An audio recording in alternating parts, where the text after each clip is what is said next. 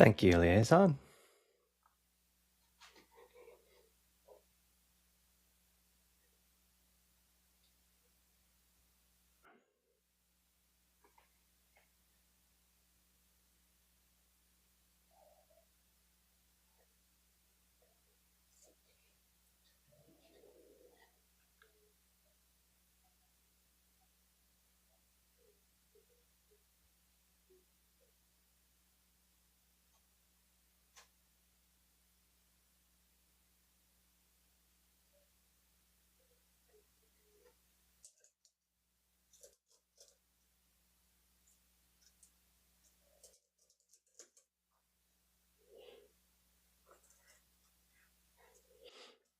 Also of note, after the show today, Alex will be having his monthly volunteer orientation meeting for those that are volunteering or interested in volunteering either during or while the show is not being produced. 1700 Zulu, 10 a.m. Pacific, 1 p.m. Eastern. In after hours.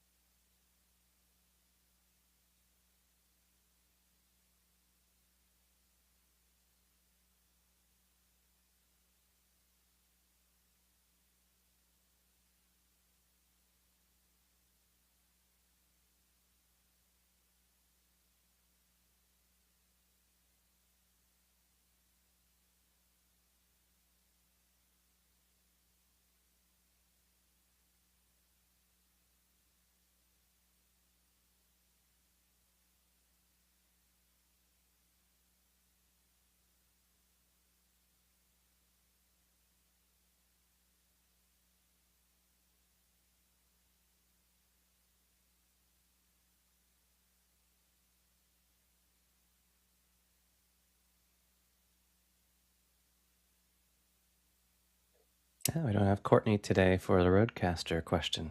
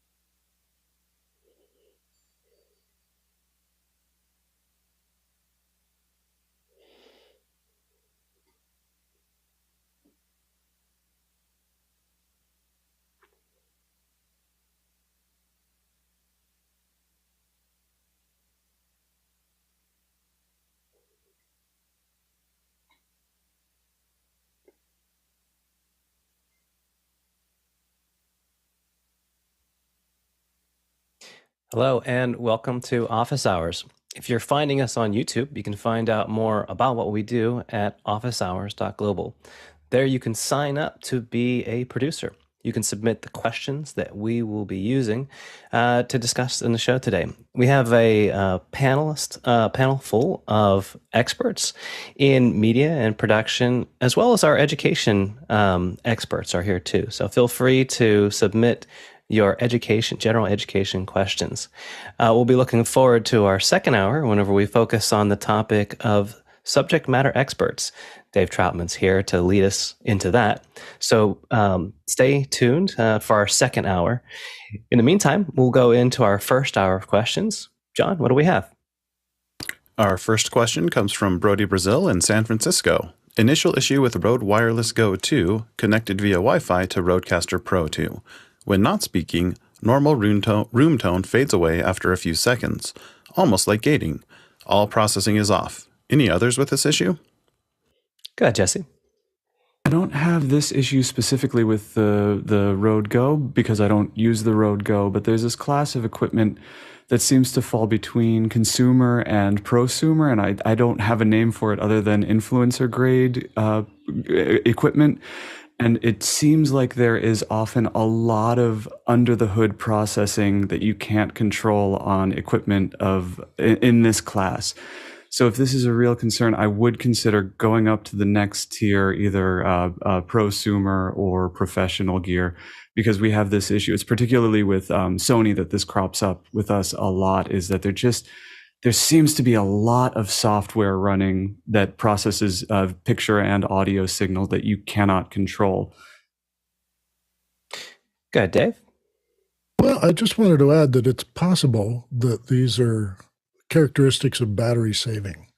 If it's not processing, then it just sort of fades out and preserves battery. But I don't use one, so I don't know if the specs indicate that. Jeffrey. If you don't have a lavalier attached to it, attach one and see how it goes. And if you do have one attached, detach it and use the mics that are on the thing and see how that goes. Move it around, make sure that it's in a good spot and it's not pointed away from your voice. That's the most important. That's the one thing I don't like about these, is they always take this microphone and it always points that way rather than upward where your voice is coming from. So I would give those things a try and see if that solves your issue. And if it doesn't, then it might be hardware. You might want to talk to Rode about it. Yeah, that might be helpful about figuring out whether it is in fact battery saving and whether it's coming from the microphone, the transmitter, or if it's being done on the receiving end, in which case you could probably figure out which side you may have to replace in order to remove that behavior. Hope it's helpful for you, Brody. Let's go to our next question. Our next question comes from Clive Ludford in Kingston, Jamaica. How is the audio for the Coronation being done? I see no visible microphones. Is there a body pack on every participant, or are there plant mics all over? Secondly, how are the choir and soloist mic'd? Is it just the great acoustics of the space? Dave, did you get a chance to check out the broadcast? No, but I am extremely familiar with broadcasts from those locations. I'll be the honorary Brit here today. I'm one of the colonists from Canada, so we pay attention to these sorts of things. But I'm also a member of the Society of Television Lighting Directors in the UK, and they are very interested in this aspect too, mostly for lighting, but they do include audio. So I'll give you a walkthrough. Outside the entrance, there are microphones way up high to get crowd noise and to hear the cheers. Then in the vestibule just inside, where people, either take off their coat if it's raining or mingle with other people for a short while, there are no microphones so that they can be private in their conversations. When they leave the vestibule and come into the main seating area, which are very long and wide, then there's a little bit of microphone, and there are 2 or 3 of them above them, way up in the ceiling. There's a level, there's almost a walkway at the top of the columns. And this is where a lot of the cameras are mounted as well. So those microphones are meant just to catch the hubbub, the people mingling and talking to each other, without being close enough to make out what anyone says distinctly.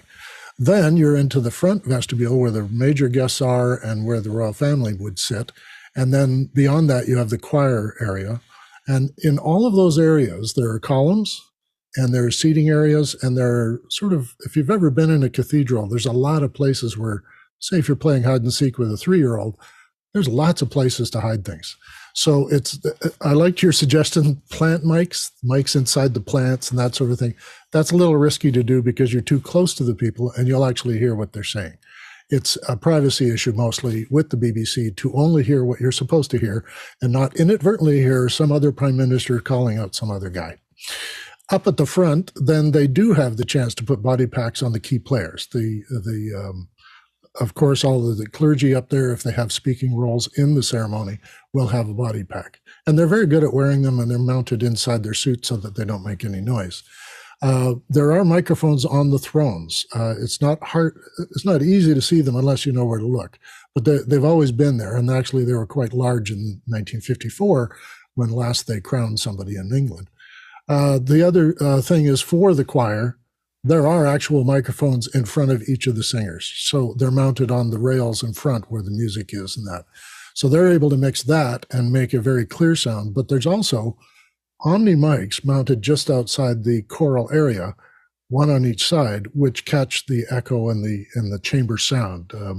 As it travels through the church, it'll bounce off the far wall at the entrance and come charging back again. And it's an enormously stimulating sound. So when the choir gets involved, they pull up those mics and give you this large sound. I think they're doing it in surround a little bit this year, but not with surround mics. They're just giving us a sort of 5-1 experience as well. I haven't seen anyone broadcasting it, and our national broadcaster doesn't do 5-1, so they don't advertise it either. But I'm sure they're recording it that way for future distribution. And then the couple themselves, the king and the queen now, sit and are addressed and have to answer. And in that way, they hide a mic right close on the arm of the chair where it's going to get the answer. And when he is declared and does his own service declaration, then we can all hear it. And it's usually a very quiet room when a ceremony's happening. People rustle a little bit, but it's far enough away from the main action that you're hardly ever going to pick that up. So if you've seen some of the weddings that are held there, this same procedure applies. And if you've seen some of the other ceremonies that are held out of there, funerals, for instance, they have standard microphone locations set so that the cameras don't see them, and the people in the crowd aren't even aware of them most times. Fantastic. So you were saying, Dave, that even though this is a generational event, there are some similar events that they have in the interim that allow them to be practiced for these. That's right. When Prince Philip had his funeral, they used the same sort of layout. There's no in-state ceremony. It's just a funeral service or a memorial service with dignitaries from around the world. And that's their biggest concern, is when you get that many dignitaries in a room, and it's a big room.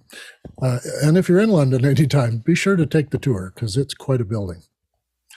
As well, there's a whole lot of lighting that goes on there that is quite dramatic, and the BBC are very proud of the fact that they can light that thing for television.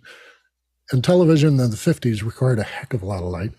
Now, with our mobile cameras and our PTZs and stuff, we can hide them in various places for angles they couldn't get before. But also the lighting and the stained glass and everything is more obvious now with the more sensitive cameras that they're using. Nice. I wouldn't mind taking the audio video tour if I could vouch for such. Thank you, Dave. Let's go to our next question. Our next question comes from Andy Kokendorfer in Viera, Florida. For a REMI home production system, what surge or voltage protection do you recommend? Thanks.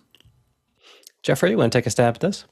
Well, I don't have a REMI system, of course. REMI is remote system. So basically, if you want to put a production house into your house, so you can run shows remotely from anything from sound to video, then you can do so. And that is the thing. It's the question of what you'll have for gear. For surge voltage protection, if you're using standard PCs, so standard PC UPS might be the best thing. What I would probably do if for an overall protection is to have most of my boxes on a UPS, and then probably have like a home system, like a Generac, sitting outside, and checking more about the latency of the switchover, if anything, and also make sure that your network's also on some sort of UPS. So I would single the UPSs for those quick, the power goes out for a quick second. But when you're talking about longer term, like 15 to an hour long type of system, then you might want to have something separate on the PCs, and then an overall thing, like I said, a Generac outside that can cover you for a couple hours. Yeah, I agree with Jeffrey's assessment. It's a bit of a quality and quantity assessment. Anytime you're dealing with your surge suppression, and if you include the UPS as well, you can get a greater quantity of greater uptime, but your cost also has to be divided into how much quality that you built into the surge suppression as well. Typical surge UPS systems are square wave, but you can get a pure sine wave that's a little superior as far as sensitive equipment for audio and video. That may reduce your budget for your uptime, though, if you decide to focus on the quality versus the quantity. Let's go to our next question. Next question's from Brett Ramsey in Melbourne. I have a WD Western Digital My Book Thunderbolt external hard drive set up as RAID 1. One disk has failed, and Western Digital say I must use exactly the same model to drive to replace it. Western Digital no longer makes the green drive. Anybody tried replacing with another drive, say Western Digital Red or Blue? Go, Jesse. First of all, it's good that you were doing RAID 1 and not RAID 0. You have saved this from being a complete catastrophe, and now it's just a hassle. I would hew as close as possible to what they're recommending if you're trying to restore a RAID configuration. And moving forward, I would consider moving over to something like ChronoSync Express, where you have third-party software. You've got your two drives, and a piece of third-party software makes those mirrored copies instead of relying on a RAID system. Jeffrey, you might disagree with that. I'd be interested if you did. But yeah, always do it as mirrors or redundant backups, not as striped across multiple drives as one backup. Jeffrey? Yeah, whenever I buy a drive, I always try to buy its companion to it. And most of the time, it's not like I buy the two drives at the same time. Sometimes I'll wait a little bit and then get the exact same version of that drive once again, and just for this reason. Now, Western Digital, if you talk to somebody at Western Digital, they might have a line on how you can get the drive that you need right there. If they don't, then that's kind of sad for them, because that's a turning point. I'm not a big fan of Western Digital. I'll tell you that straight up. But the one thing about these drives is that if you have to match the drive, make sure you always have that copy. But also, there is a lot of local companies. If you take it to a third-party company, it's not cost thousands of dollars like it used to. It's going to be a little bit more reasonable in price.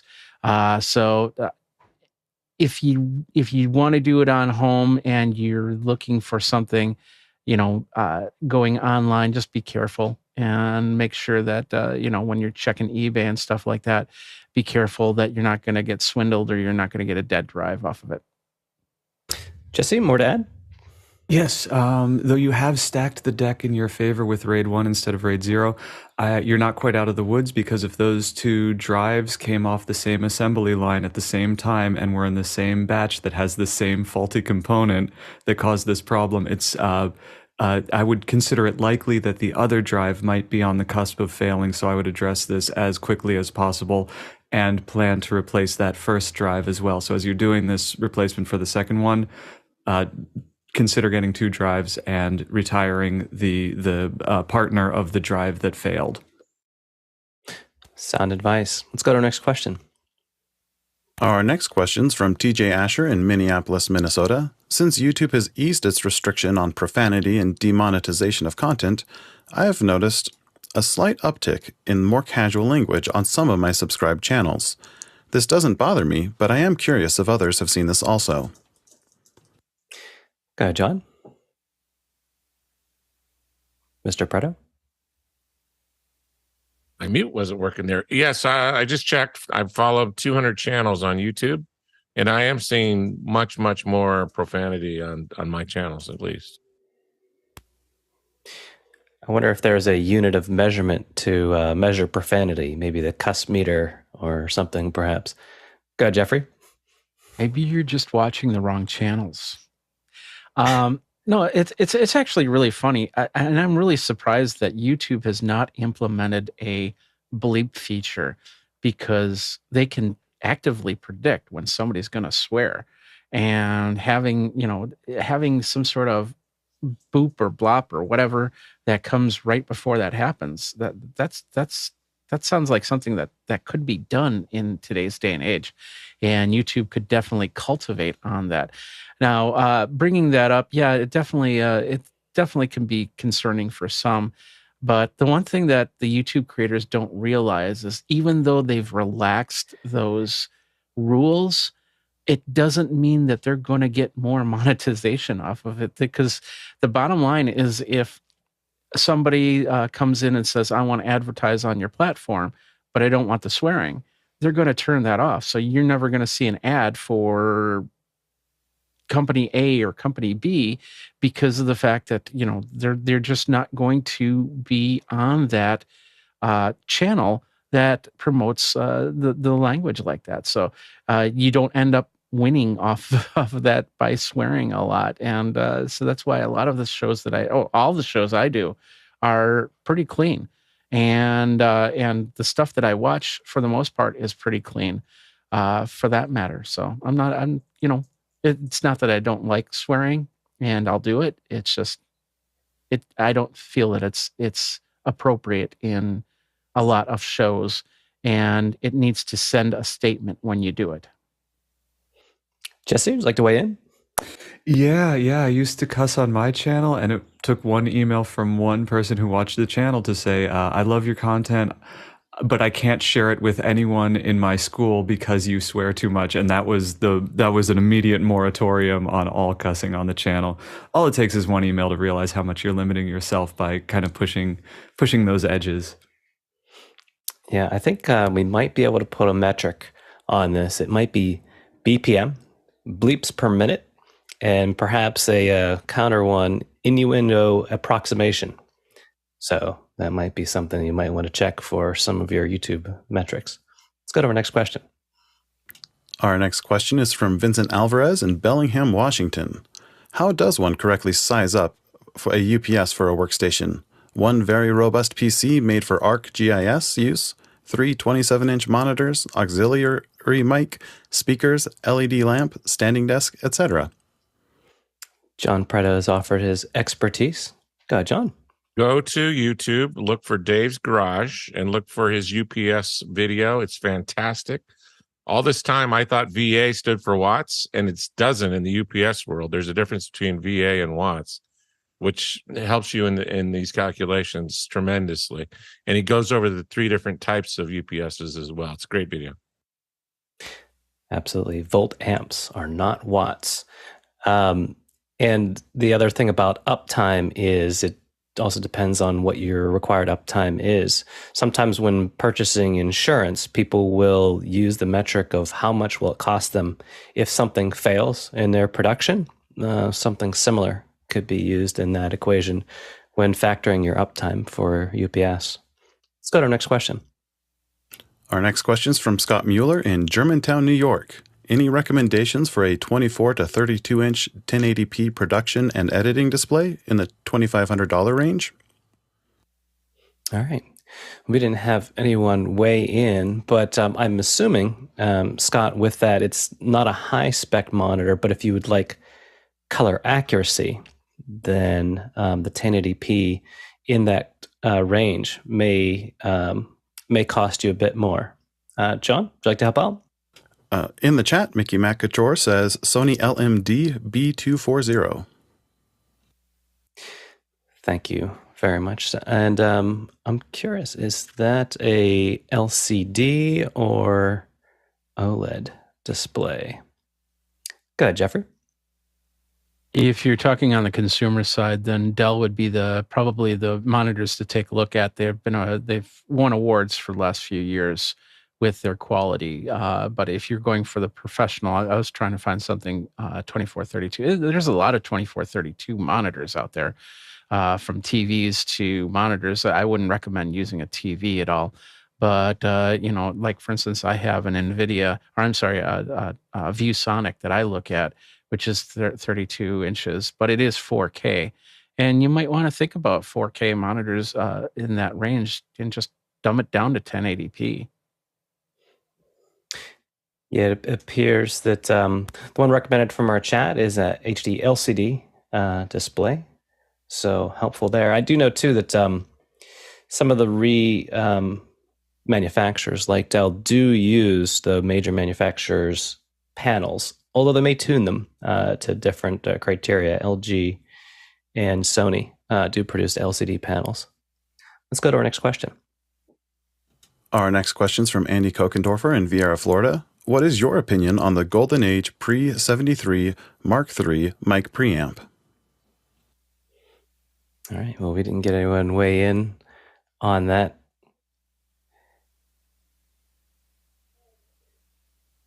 On the mic preamp. So apologies, Andy. Didn't get a chance to check that out myself.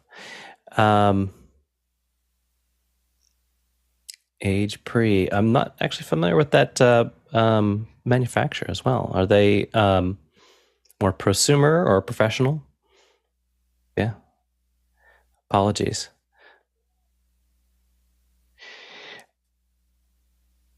One thing that we'd like to remind folks too, though, it's about the 20-minute part of the show. Please vote on the questions that you would like to see answered. Also, submit your questions. If you've never yet submitted a question, you can do so by going to officehours.global. Click the Join Us link. Afterwards, that'll get you signed up for our email. And you can sign up for Mukana, and that'll help you to be a producer of the show. You get to determine the direction of our show. Also, it's helpful to put those questions in. We do open the questions to being answered even well before the show. So it does give our producers some time to do some research. Jeffrey, did you find something on that preamp? No. I'm on the next question. Oh, okay. Gotcha. I guess we've moved on. All right. So feel free to to join. Obviously, we've switched. Feel free to join the show with your questions and vote on the questions that we have to make a determination about what we handle first and what we spend time on. All right, John. Let's go to our next question. The next question is from Paul Walhus in Austin, Texas. The Insta360 Flow gets great reviews from the YouTube rockstars like iJustine and Marcus Brownlee, but it gets roundly trounced by YouTubers with very few hits. Is it just clickbaiting? All right, Jeffrey, we'll have your answer on this one. So, no, it's just the style of review that happens. When you get a product, like for instance, I'll just, this is the OBSBot Tiny 4K. And when it came out, it was really not that great. But with software and firmware updates, it's changed. Mevo Start is a perfect example on that. When I first got that thing, they said, oh, we're going to have NDI in it. We're going to have this in it, that in it. And it had a lot of problems. And it took about 6 months for those problems to kind of resolve. Now, I'll use a Mevo Start in my production because I know that it can give me some sort of NDI output or input that actually works for me. So a lot of these reviews, they try to keep that open mind and they try to review what they see. And it's usually, a lot of times it's just the unboxing and a first look type system. Just the facts is what they're going for because they know that maybe there is a problem, but it can be fixed down the line. Another thing another way that people will do it is a pro and con. So they'll kind of say, okay, right now we do see a problem with this, but these are the pros that outweigh it. And then, of course, it depends on whose eyes that are watching the product in there. So you have some people that are really going deep dive like we do. So we know that when we hook up the Insta360 link into Zoom, that if anything changes, all of a sudden it goes out to a widescreen, and that becomes an annoyance for us. So we talk about that. But for the most part, a lot of people they're getting an Insta360 link to be a part of their weekly Zoom call, and it doesn't matter if it zooms in or zooms out for them. And if it does, they just fix it and go from there. So it really depends on how the influencer will have their channel, send their channel, because a lot of influencers will not give out negative reviews. And if you really need that negative review type situation, then you'll have to find influencers that focus on products that don't work, because there are some of them out there. Go ahead, John. Yeah, and it also might be the reviewer might be reviewing for a specific audience, which I think Jeffrey touched on a little bit. If I'm reviewing a Insta360 Flow and it's for your typical person who's an aspiring YouTuber, it might be a great starting point for a camera. But if you're doing it for someone who needs it for a high-level production, it might be a terrible camera. So it might just be the person's perspective based on who they're reviewing for.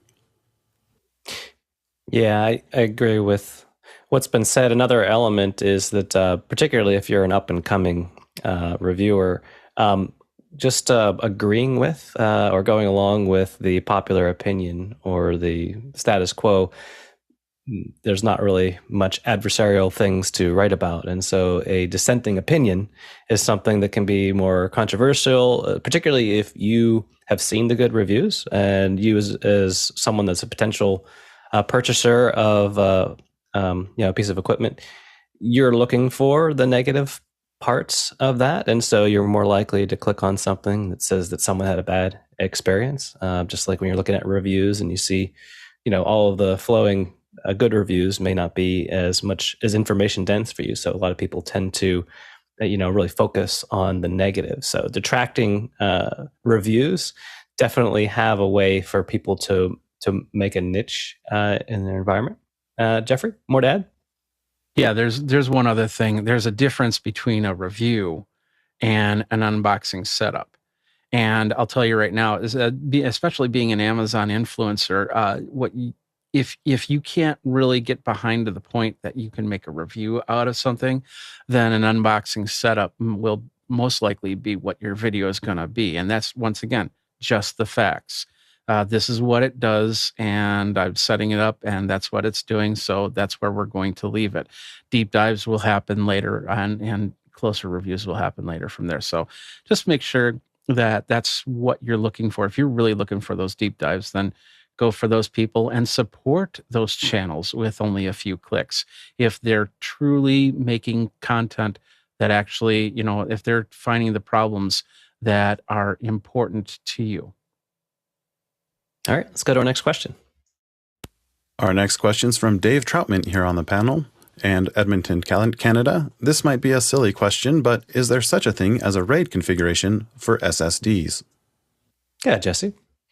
Now, if you're talking about these like the T5s or T7 Samsung style drives, I probably wouldn't try it. But if you wanted to get experimental, there are plenty of these kind of internal SSD drives that you could drop into like a RAID bay. It's the same connector here as your larger drives. There's just a little bit missing because those larger drives do need power. If these don't need that extra power to run, go for it. I wouldn't do it. I've become very comfortable in like the kind of ChronoSync Express, build the drive the way you want it, and then have a piece of software do an automatic backup, and then keep those two backups safe and secure. I've moved away from RAID because of the risk attached to it. If something goes wrong on one drive, that problem could play out across multiple drives, and third-party software to backup has helped me avoid that risk.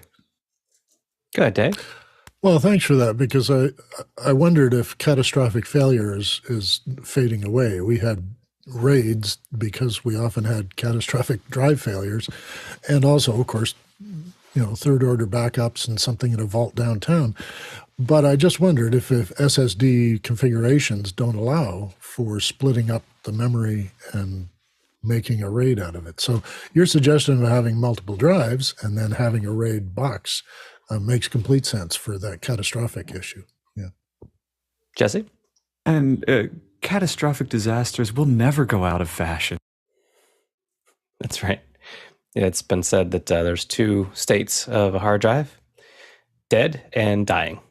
Now, there is sort of a scheme when you're looking at SSDs where there's a trade-off between how many bits that they save per cell. So your MLC type flash drives, they'll do multiple level. Used to be TLC, triple level cell, where they'll store a different number of bytes per cell. The trade-off was you could get more capacity out of them, with the trade-off of having to rewrite the entire cell every time. So there was a functional hit. So the way that companies have mitigated this is that they've used SLC, which is single level cell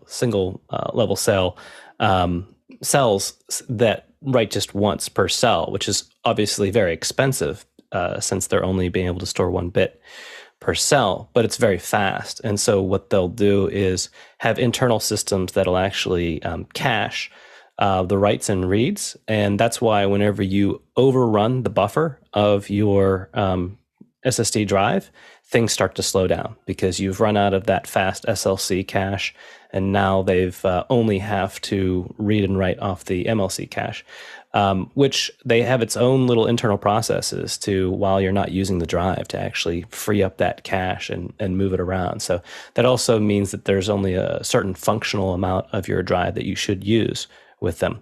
But having said that, there really isn't anything preventing you from using the hardware level RAID configurations, although it does seem that the hardware RAID has fallen out of fashion as of late. Go ahead, Jesse. Can those cache concerns also affect spinning disk drives? Because I got a couple of drives at Costco, and once we got past transferring like 1 terabyte, if we were doing a 4 terabyte, 15 terabyte, not 15, 4 or 5 terabyte transfer, it would get catastrophically slow, like go from an hour remaining to 27 hours remaining or something.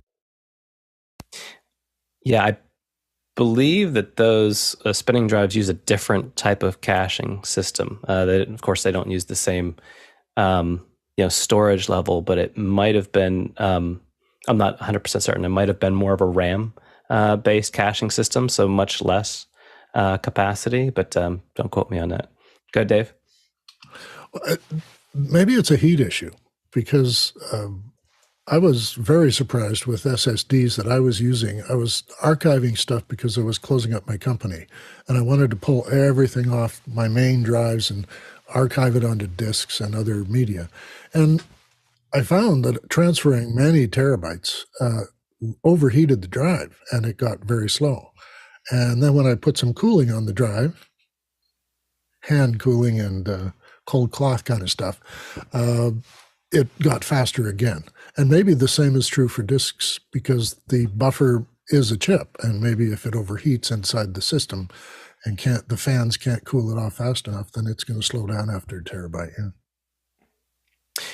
Yeah, all those external factors do apply as far as that's concerned. And I did take a peek at that. And as far as the spinning drives, yeah, there is a spec onto it as to how much buffer that they have. So yeah, there was actually, I don't know if it really went out into fashion, but for a while there were hybrid systems that you could actually use an SSD for the cache of a spinning drive. They'd have the hybrids, and they were offering those. Some of them were devices where they just simply paired an SSD with your spinning drive, so you could get the capacity of the spinning drive, but the fast access of the SSDs.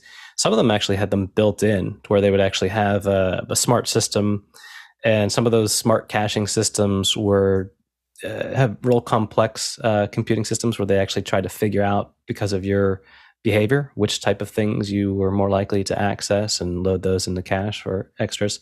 I have not really seen the hybrid systems take off as much, though. Go ahead, Dave. Well, yeah, just to add on that it was, I think the iMac Pro, when it first came out, had that hybrid drive. And people were very excited about it because they thought it would speed up the process, but in practical use, it didn't do so well. So yeah, it didn't catch on. Apple's dropped theirs, and if there's any others out there, I'm not seeing them. Yeah, for a while, Intel had a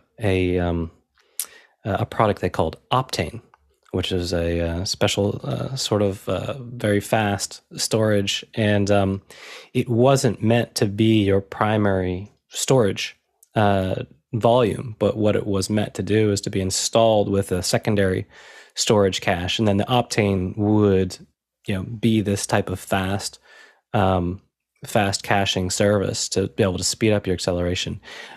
They pulled the plug on that. So I don't know if it was because of the market concerns or whether the practicality of using that.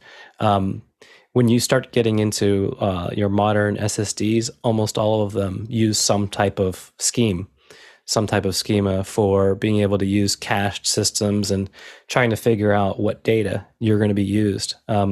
Actually, this goes all the way down the CPU processing line from the way that modern microprocessors do. A lot of what they've been able to do as far as compensating for Moore's law is prediction chains and trying to figure out just what is the most relevant data and having that cached and ready to be able to accelerate processes. But it's always pretty much been speed versus volume and storage and things too, because those caches, even especially those high level caches, even on the processors, there's only so much space that you can designate for them to have that cache. So they're getting smarter about how they use that. All right, let's go to our next question. Our next question is from Andre Dole, who is from Berlin and is asking for recommendations for a small production-ready router. It doesn't have to cost an Alex. Go ahead, Jeffrey. So the one thing that people don't realize is that the router is just all the router is needed for is to send it in an IP address. So when I'm on any type of remote travel, I use the GLINet. This is the Slate 7. I would get if I was purchasing nowadays, they have a Wi-Fi 6 model on this.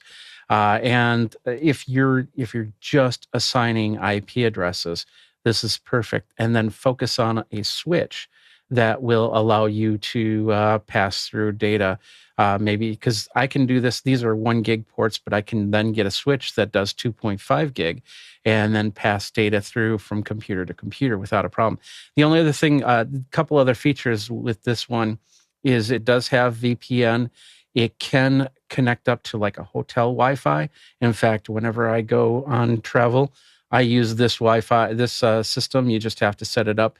So if there's any panels where you have to log in, it will pass it through to your computer, so you can log in, and then it just thinks that this is one device, and you could have several behind it. So that's what I would use on that, and focus more on the switches for the power. Yeah, well put. It basically the. Well, we do have a comment from our chat. Mickey mentions that the NetGate gateways and routers are affordable and very capable. So without having given the specific specifications of what your particular production router is using, looking for something that just moves data is basically a application agnostic procedure. I know that one thing that was very popular for people in the AV industry was the Netgear AV line, the M4250, based on its consumer-friendly services of being able to automatically configure NDI configurations and having specific audio-video channeling. So you might look at whether that's an investment that helps you to, do things specifically if those capabilities, especially NDI, is something that you use on a regular basis. All right, let's go to our next question. Our next question is from Morgan Price in Victoria, British Columbia. A friend's USB audio interface just started acting up. She has an SM7B. What's the panel's current sub 350 USB interface for that mic for Zoom and podcasting? All right. Well, this is where our panelists like to weigh in on audio interfaces. Let's start out with John. So according to Shure's website, the gain requirement is minimum 60, but better if you have 70. And it says specifically on this post, there is a superb USB mic preamp with sufficient gain. Sound device is US Pre 2. It's a little bit more expensive than your budget, but that thing has 70 dB of gain and it does a good job. Don't buy a Focusrite because it does not have enough gain to drive that mic. Go ahead, Jeffrey. Yeah, and we don't know what interface you have right now or your friend has right now, but the first thing I would do is change out all the cables and make sure that that's not the problem that you're running into, and you might save yourself a few dollars. Harshit? So I was just on Sweetwater's website yesterday, and the Vocaster offers 70 dB of gain. So the price has dropped. I believe it was about 150, and they had the bundle for about 278 or something like that. So it does offer you the 70 decibels of gain. We've also spoke about the Lewitt on Wednesday before, the Lewitt Connect 6. That offers about 70 decibels of gain. So if you're looking about that price range, those two interfaces do offer you 70 decibels of gain. Fantastic. Appreciate the panelist recommendations. Also from our chat, Mickey weighs in SSL2 or Universal Audio Volt 476. He recommends to be able to power that SM7B. All right, let's go to our next question. Our next question is from Douglas Carmichael. What plugins would you suggest for mixing electronic music using ambisonics? All right. Well, no one has weighed in yet. Oh, Jeffrey, would you like to take a stab at it? Well, yeah, I did when I was at NAMM. I did see a few different plugins that would do, but I wasn't focused on ambisonics. I know Sony has something because they now have these new MX1s that are supposed to be superior in surround sound. So they do have a few different. I don't know if they're plugins or apps. I'm assuming they're apps that have DAW plugins attached to them. MV1. I'm sorry, I got that mixed up. But the whole point is that you can check that software out. Other than that, I can't think of anything offhand. All right, and we've had our chat experts weigh in as well. Douglas, so the suggestion is that the complete Deer VR suite would be the table stakes for mixing ambisonics. So that might be something to look into to get you started. All right, let's go to our next question. Our next question comes from Jeff Cohen in Miami Beach, Florida. Which teleprompter app for the Mac do you recommend? Ideally, one available from the Mac App Store. Go ahead, Dave. Well, checking the Mac App Store just now, there are about 40 to choose from, and there's probably more on the list if you filter for cheaper or free. I actually prefer the Teleprompter Premium Plus. It's a paid teleprompter.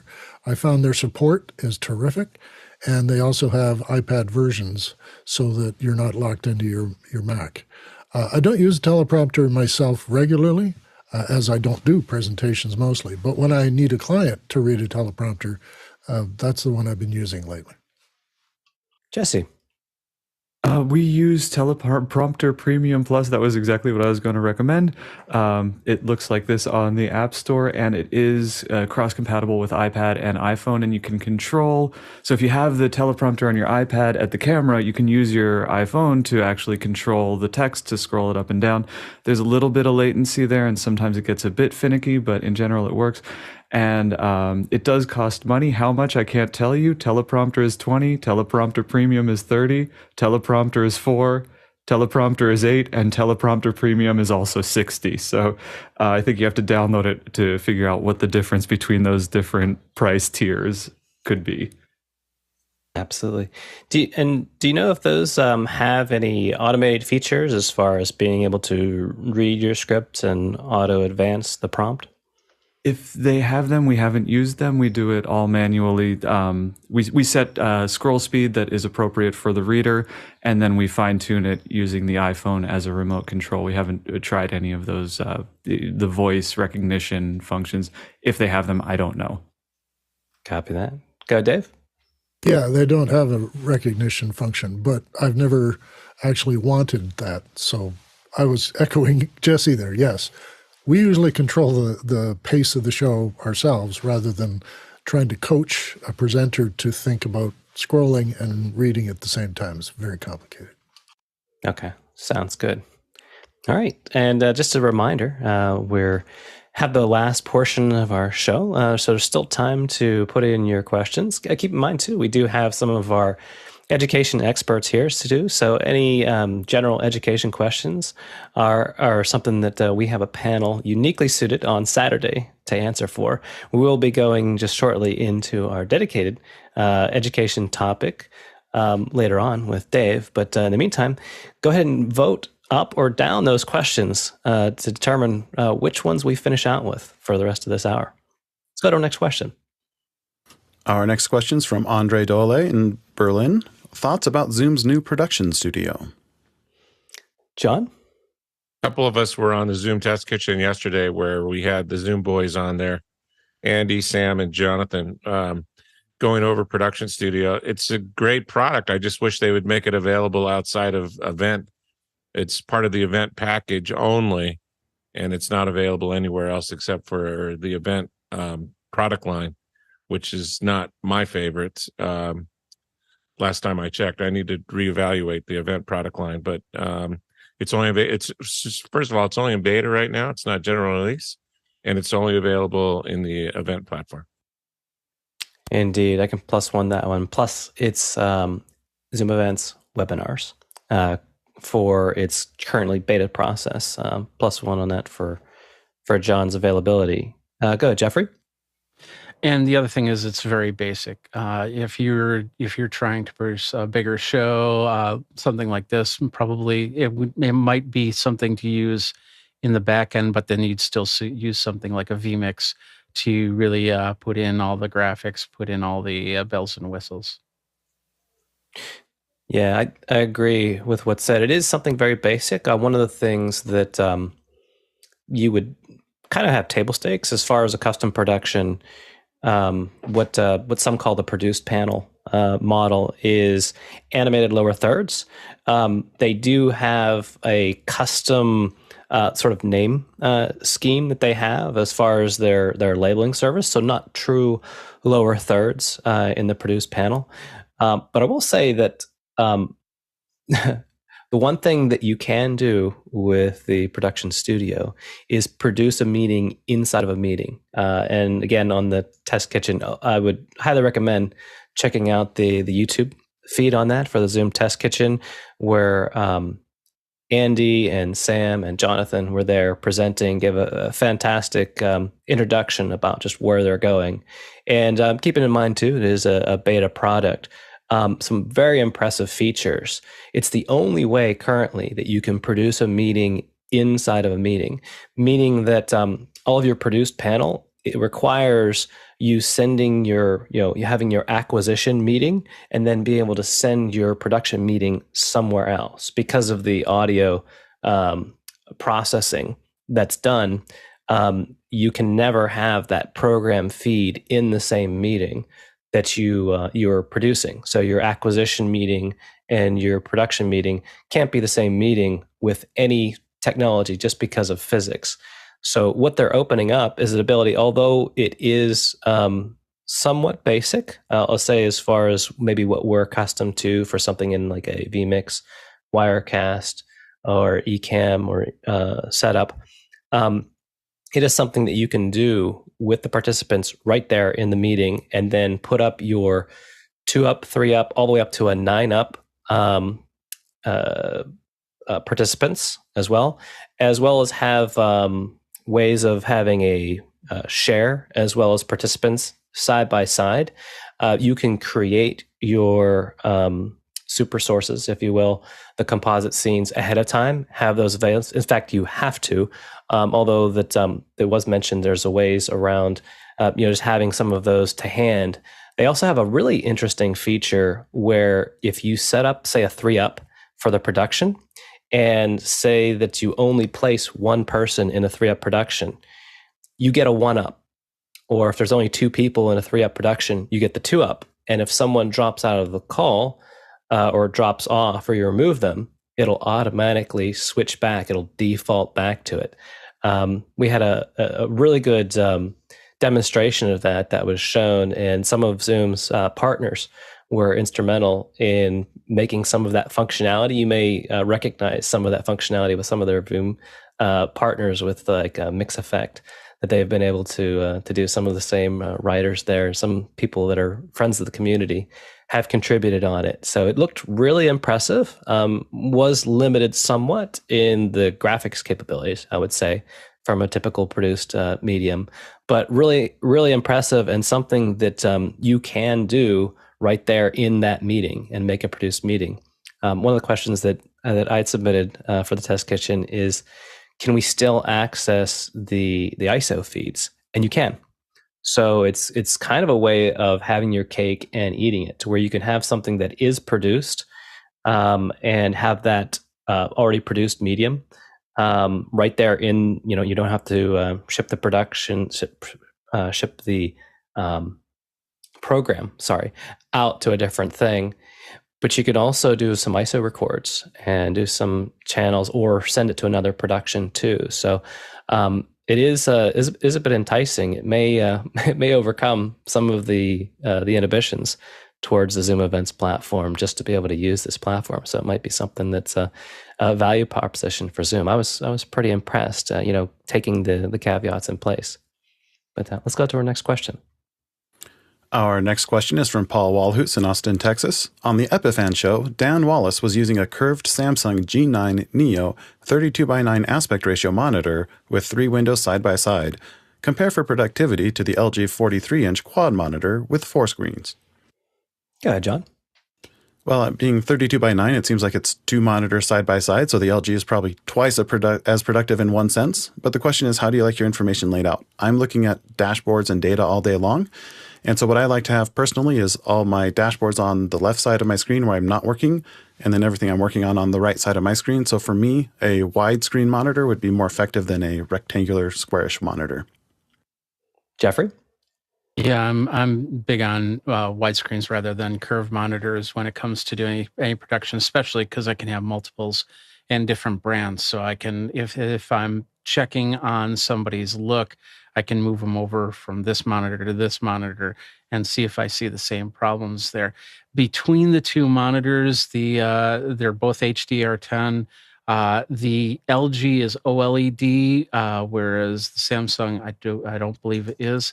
And then the resolution of the Samsung is 5120 by 1440, whereas the LG is 3440 by 1440. So if you need a little bit more with real estate, then the Samsung is probably where you want to go.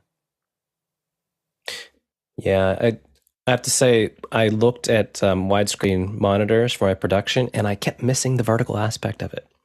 So typically for a premium, and especially if you're adding curved into it, I always went from 16:9s, and just with the extra money, had larger screens, which gave me the vertical that I tend to miss. But, if you don't want to have seams in between 2 monitors stuck together, then this might be a way to go for you. Let's go to our next question.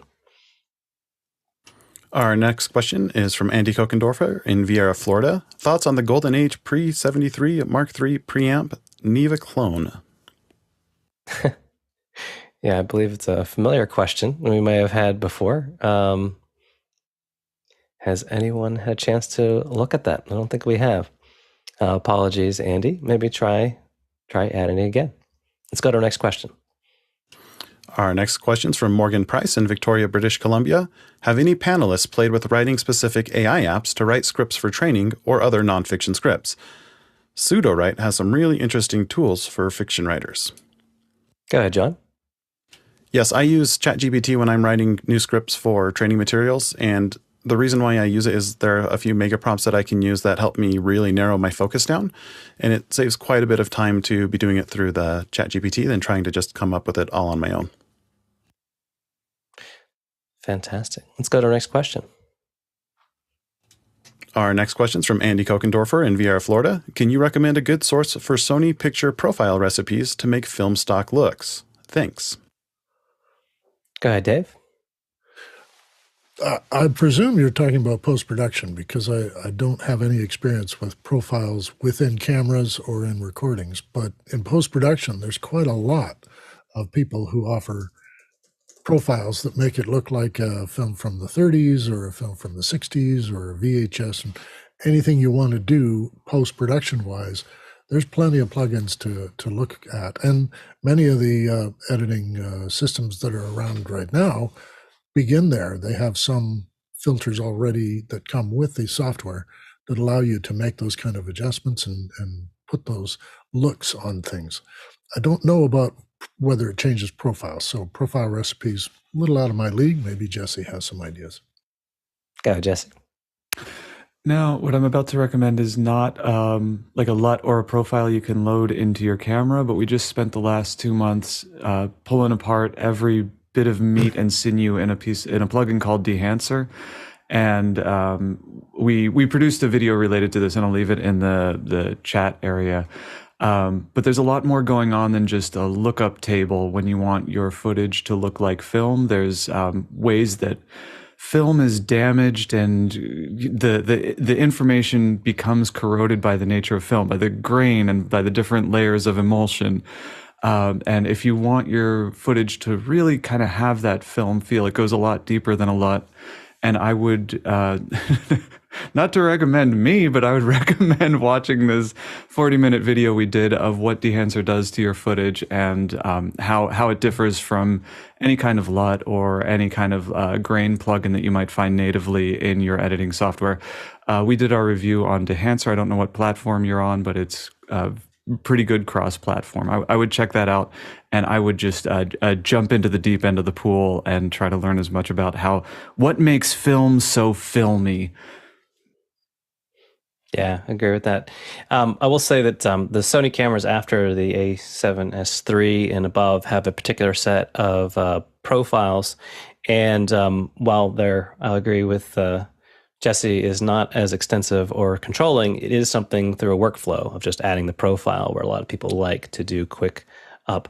What I would suggest is there is a creator who is Matt Johnson, who does a lot of wedding photography, and he has a few videos specifically on the profiles that he likes to use for, run and gun style editing. Let's go to our next question. Our next question's from Douglas Carmichael. When purchasing enterprise fiber optic internet access delivered over Metro Ethernet, do most providers make you sign a multi-year contract? Well, Douglas, I have not had the opportunity to join the multi-year contract. Maybe John has had experience.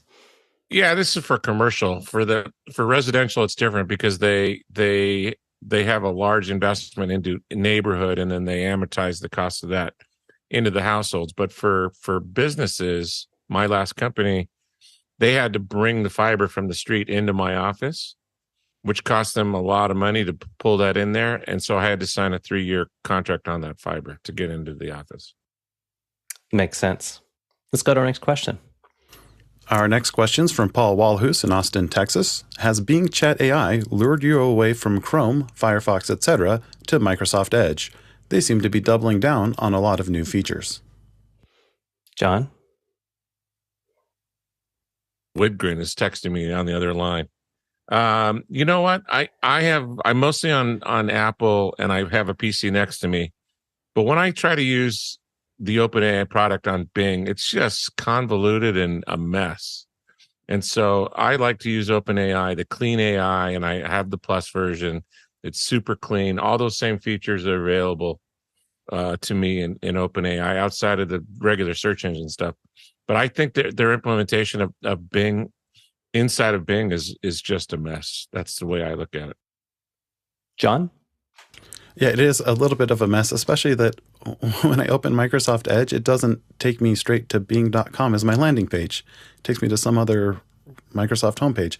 I also can't even, on my work computer, I try to pin it to my taskbar, which I do with every other app I use every day, and I can't get Microsoft's own web browser to pin to my own taskbar. So I have it open most days side by side, but my main browser is still Chrome. And Jeffrey? Yeah, the same thing here. It's a nice start, and I have a feeling in the next couple of years it's going to get developed into something that can be really usable. But if I'm doing anything AI, I'm going to the native apps to do what I need to do and go from there. Yeah, I will say that there is one. I have used it since I don't subscribe to GPT-4. It is my GPT-4 gateway for Edge, and I agree with the clunkiness of it. It's about as clunky as the name Bing itself. There is one advantage of using it in the browser, and that is that you can get around the input text limit by having it, for example, summarize a web page that you have. You can just have the tools on Bing go ahead and summarize that web page that you're on. So that is a big lure for me to open a lengthy article and have ChatGPT summarize it. So it's a helpful feature. But if I were a paying customer, I might think twice before I succumbed to that particular workflow. All right. Well, we appreciate all of the producers' questions for our first hour, but don't go anywhere. We're going to go right into our second hour discussion of our education hour. Before we do, we'd like to just let everyone know that our lineup for next week is in, and we have an exciting lineup for you next week. Monday, we have Michael Krasny on skillful interviewing, so we don't want to miss that on our business day. Our graphics day, we'll be looking at our HDR progress here on the show. Also on Wednesday, Audio Wednesday, Cheryl Ottenritter returns. We're looking forward to her immersive sound demonstrations, and we'll look back at the technical aspects of what we did at NAB. Also Friday, we have a few professionals from our community to be able to do an audio and video over the network summary. So bring your questions, your networking production questions for that. And of course, next week for our education hour, we'll be doing effective assessments. Also, one other thing we want to keep in mind is our monthly volunteer orientation meeting will be held after 1 hour after the end of the show. So if you're interested in volunteering to produce the show, or if you're not available during the show hours, how you might be able to assist in office hours, join us. You can get the details in the email. We'll have an after hours presentation with Alex. With that, we'll turn things over to Dave. Dave, what do we have for education? Thank you, Josh. Welcome to Education Hour. If you have questions after you hear some of the opening stuff and some of our panelists have a discussion about it, put them into the questions and vote them up and down, and we'll talk to you about them as they appear. And today's subject is subject matter experts, often known as SMEs or SMEs when you get real comfortable with them. Subject matter experts are people who are experts in their field. And office hours is wall to wall with SMEs, as they have decades of experience and deep knowledge around 1, 2, or maybe 3 things. Around here, that's very helpful because many of them can easily explain somewhat complex aspects of presentation, production, lighting, sound, and networking. So others will have little or no experience, can just get a handle on what might be involved. I've spent most of my career making instructional video, as well as teaching people who want to produce video for the arts or ethnic groups, institutions, and for corporate clients who want to do it themselves. I took a few moments when this subject came up to recall many of the experts I've dealt with. And if you'll indulge me, I'll read a list of a whole bunch of them to illustrate how wide the range of expertise was for me. After which, I'll outline some of the ways I learned to work with them and handle their needs. At the end, I'll hope to provide you with 4 main qualities a person should have, which should help you if you ever have a situation involving a production which involves teaching and teaching materials for a specific skill or knowledge transfer situation. So here goes. Geophysicist, lumberjacks, 5 of them. Mechanical engineer, military pilots, 3 of them. World's top soil scientist, taxi drivers, 3 of them. Software designer, demolition expert, historians, 2 of them as a pair. Chief magistrate, 2 union leaders, FASD researcher, FASD being fetal alcohol spectrum disorder, city clerk for my own city, 12 professors in all different ranges from early education, mid-education, and psychology, research psychologist, pharmacists, 5 of those, university president, geologist, historian, different historian from the other 2, GBIS technician, that's geographical based information systems. It's a complex database of geographical information, and it was for the city of Edmonton. Brain surgeon, that was a fun one. EEG researcher, which blew my mind. Film censor, to explain film censorship. Production managers, 4 of those. Oil field drill boss, which was fun because I got to go on a rig. Refinery engineer, which meant I got to go into dangerous places in a refinery. That was great. And I also got to go to a uranium mine and learn how uranium is done. And that was a process engineer who got me into there. I've had 2 general contractors deal with me for time-lapse photography of their projects when they're building a building and how to do that. Forward stewardship specialist. These are the guys who monitor the harvesting of wood and pulp and all the rest of that. 3 instructional designers, and I'll say just side with nobody listening, they were the most difficult to deal with. And a smoke jumper, which is a guy who lands behind a fire and tries to fight it from the other side. So some of the things that I developed as skills working with these people over the last 30 or 35 years was to go into a first meeting ready with questions on what you need to accomplish so you can do the project. These are questions outside of the subject matter that they're an expert in, and they're also probably outside of the production details.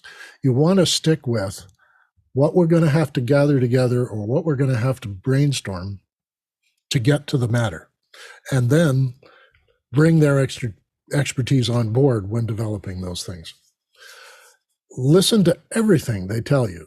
Sometimes, and you see this in TV shows, people are listening to everything the guy said, and there was a clue in the way he said something. Sometimes they're telling you things without even realizing that that's helpful. They think they're just trying to educate you about their subject. Well, actually, they're telling you a lot of different things when they're telling you about their subject, because they'll have to use metaphors. They'll have to use illustrations and suggest things that I might be familiar with and how they're parallel with this kind of concept that we're dealing with.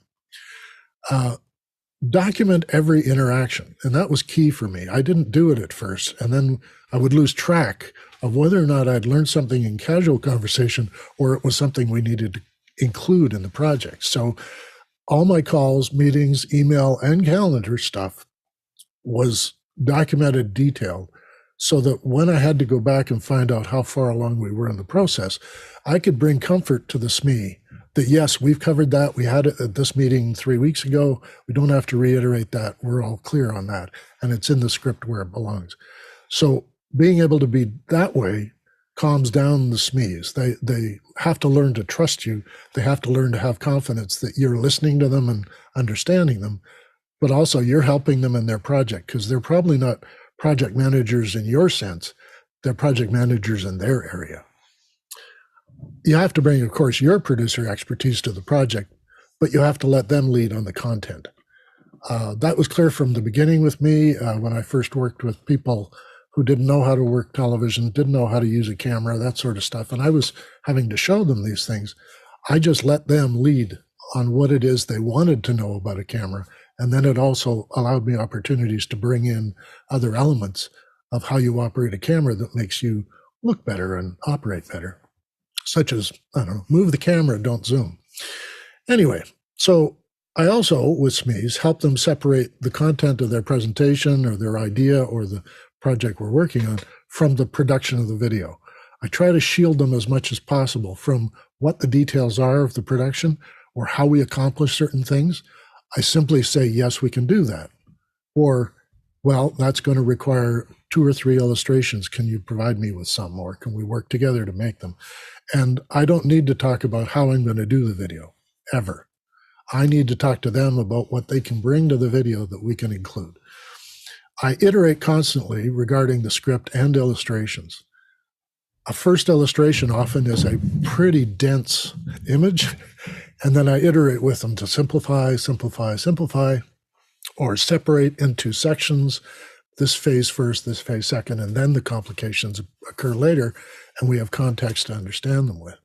And when I did that sort of stuff, I was actually helping them understand how to improve the way they tell people things. So the iterating of the script was to simply make it more cogent and less boring, less wordy, make it a little quicker to get to the subject matter. All the things you've been hearing about making better YouTube videos was part of what I was doing with SMEs, is to make them better presenters too. I found it helpful to offer metaphors that came to mind during meetings or in planning discussions with a group. I would hear them talk about something, and then a metaphor would occur to me, and I'd wait for a moment to offer that. And then it might actually help them identify a key concept that is easy for them to understand. But for me, it was a hinge point, and I needed to have that expanded for me in the meeting, which then later led to a subject that was delved in more deeply in the script. And I also found it helpful when meeting in their environment to just observe it. Just look around their office, look around their workspace, or if they're professors, how they manage their information and where you fit in their day. Because I learned a lot from those environments, which I could then bring into the conversation. Particularly, I had one with a brain surgeon, and I found observing his environment gave me ways. He had illustrations of his stuff all over the room, and they're just background stuff to him. And whenever he went into some sort of detail on it, I'd say, well, you've got that model that comes apart over here on your counter. Could we use some of that? And he goes, oh, yeah, I got to use the model. Right, okay. And then it would help him organize his thoughts.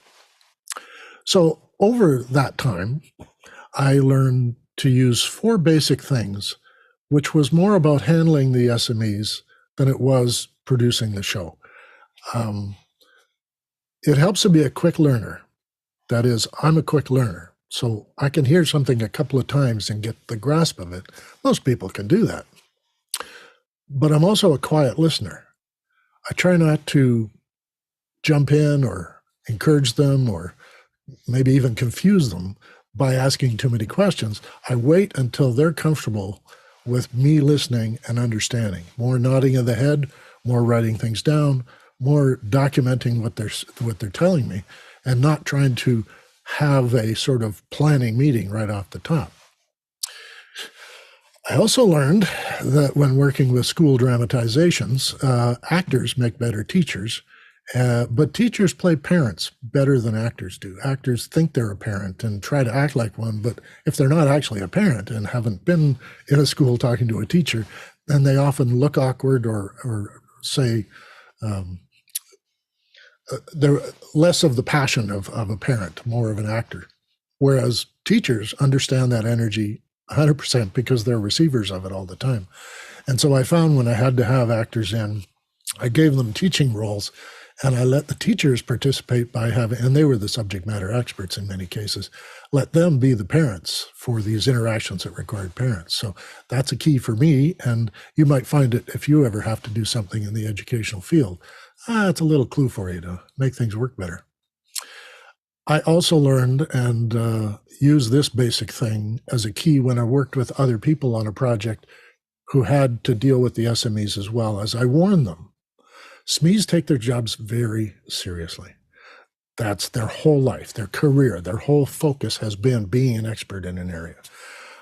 I had an interaction with a captain who was teaching in a pilot training program. I was project manager for a project for NATO.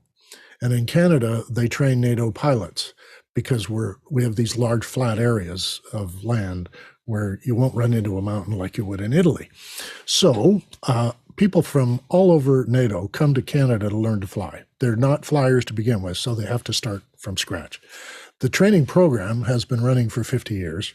They asked for us to create a digital presentation and dynamic database-driven training program. And during that, we had 5 or 6 SMEs come to us and deal with things like, weather, communication, navigation, these expertise.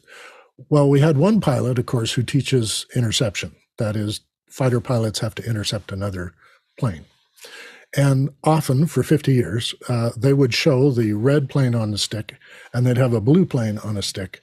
And you're the blue plane, and this is how you intercept. And then they would visually demonstrate this with these two sticks. Well, he brought it with him to show our animators who were doing these animated interceptor videos how he teaches it. And then they would take what he was showing and what he was teaching them and make it into animations, which we used in the project. And they're wonderful animations because I had brilliant animators. But then I casually asked the guy, so do you make the noise when you do that? And he gave me a withering look that should have really just given me a heart attack right there. It was the wrong thing to say to him because he takes this stuff very seriously. It's not funny if you make the noise. Anyway, and I think that's enough for now. I've seen a few questions come in, and maybe we can deal with some of those. But we'll start with the panel. John, any remarks? Yeah, I think when we think about working with SMEs, the question is why? And it's probably the most important question you ask while you're working with SMEs too. And ultimately what it boils down to is you're trying to get information out of someone's head and into another person's head, typically when you're building training or educational materials. And the subject matter experts, they've so encoded that information that they don't think about necessarily all the steps they're taking to accomplish a goal. And so it's really important for a third party, like an instructional designer or someone building a video, to help be the liaison for the audience who will be receiving the information later. And so you should be asking your subject matter experts why. If you can, you should observe them doing their job. And every time they do something that they have not explained yet, ask, why did you do that? And then it's your job as the designer to identify and filter out all the unnecessary stuff to get to the core, to the heart at the center of the training. Because if you just sit someone who's new and doesn't understand the task, and your training approach is just shadowing or just side by side, it takes significantly longer than if you can filter the most important information and scaffold it logically for your learners. And just as a specific example, when I started in my current role, we had one group of people who scheduled appointments for imaging exams, and we did a side-by-side approach. And when you just do it with just a new hire and an expert, it would take at least 90 days for the new hire to take their first phone call. And it's because the subject matter expert, they don't understand how training works necessarily or how people build knowledge over time. And so they would just wait for the right call to come in, try to explain it, and hope the person remembered it. When you break that apart and split up the information into bite-sized chunks and structure them in a way that's logical, we were able to take that training time from 90 days. Now people are taking their first phone call within 1 week. They don't know everything, but they're starting. And it's getting that hands-on practice in a structured format that you get by breaking things down with a subject matter expert rather than just trying to do it all on your own. Thanks, John. And Chris? That was very helpful, John, and makes some of the points that I had in mind. One quality of experts is called automaticity, that by repeatedly doing the things at which they are expert, a lot of the steps involved become automatic for the expert, and they recede from consciousness on the part of the expert. So it's like Dave was saying earlier, the challenge is to help the expert put him or herself in the shoes of a beginner and say, let's go back to when you were a novice in the field in which you've become an expert. How did you think about or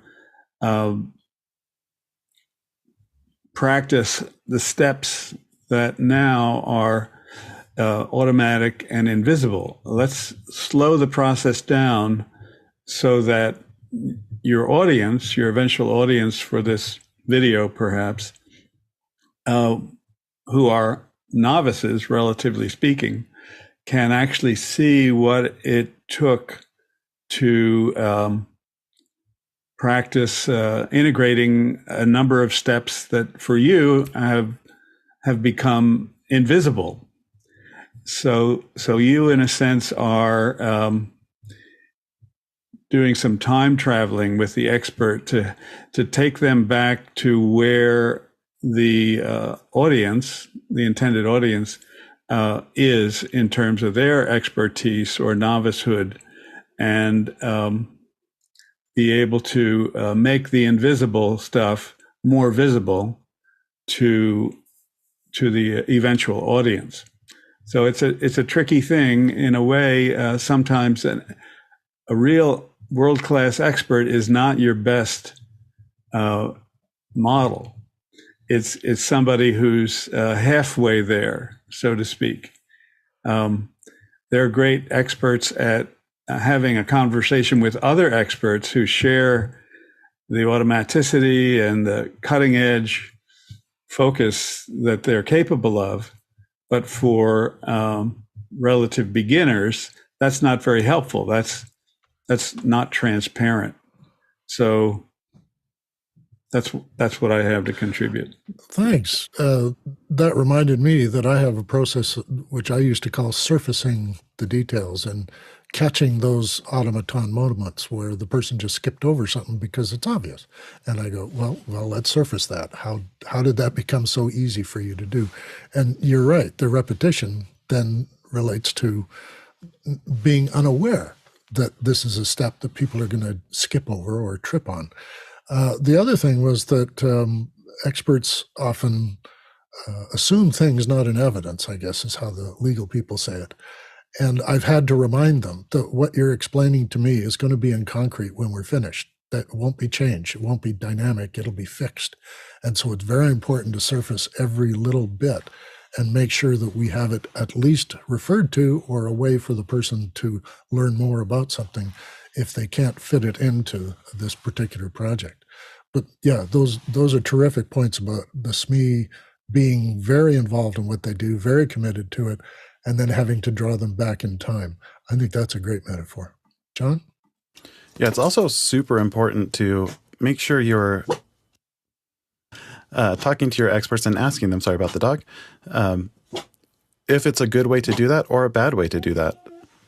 And what I mean by that is we grow numb to the stupid processes we have. And if you can surface that with an expert, you can stop doing things the wrong way just because that's how we've always done it or that's how we've built it in the past. Is you should ask, why are you doing that? Or is there a better way? Okay, let's try. We'll hope the dog is comfortable with you starting with our first question. Yeah, she had a bad dream. So Laura Thompson from Beaumont, Texas asks, Dave, have you ever been intimidated to speak to one of your experts? Generally, I'm not, because I am fascinated by what people know. I love hearing people talk about stuff they're really into. So a soil expert, for instance, had me raptured for an hour because I knew nothing. I didn't know how soil came about, and I was just drinking it in, listening and drinking it in. But there was one, the magistrate. He was a chief justice in the province, a revered fellow near retirement. He's going to be interviewed, and you're going to have to do it in his office, which means hauling a lot of gear into a secure area and listening to the guards and everybody else tell you where you can stand or be, or how much time you're going to have in his office before this whole interview starts. Now, we hear, production crews of 3 or so come in with a lot of gear. It takes a couple hours to get everything settled, all the lighting right, get the curtains going, and have our interviewer comfortable with the setting and the situation. And if you have 2 cameras, it's really hard. Well, we did. We had 2 cameras, and we managed to do it all in half an hour. We had it almost all built somewhere else in the truck and then hauled it in holus bolus on carts. We got ourselves all set up, and then this man comes in his robes, and the whole room falls silent. And it was really intimidating. What was wonderful about that was that about 3 sentences in, he realized what tension was in the room because he's a judge. He reads that stuff. And he just sort of said, hold it, folks.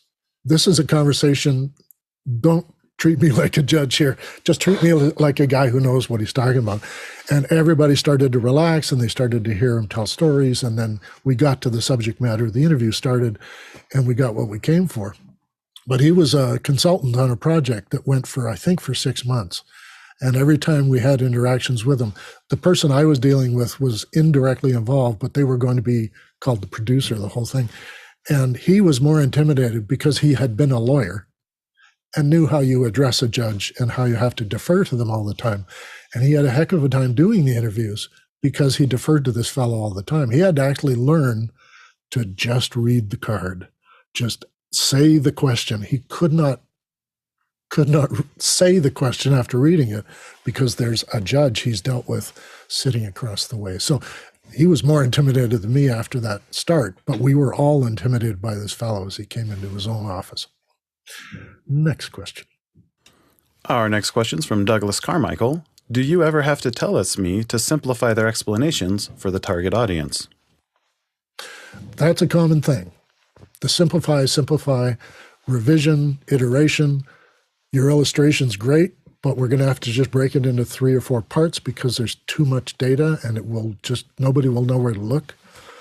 I had a guy doing animations of physics, and a professor, and he understood physics totally.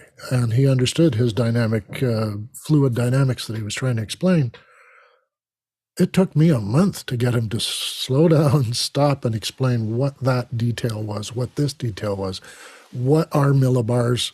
I mean, really break it all down to its essential sand and then assemble it back into the concrete that it's going to be. So all the time, simplifying is not something SMEs are comfortable with. I think in some cases, SMEs who worked with me or worked with other people I've worked with in groups came away maybe even a better teacher, having dealt with us who wanted to learn this to be able to make the materials.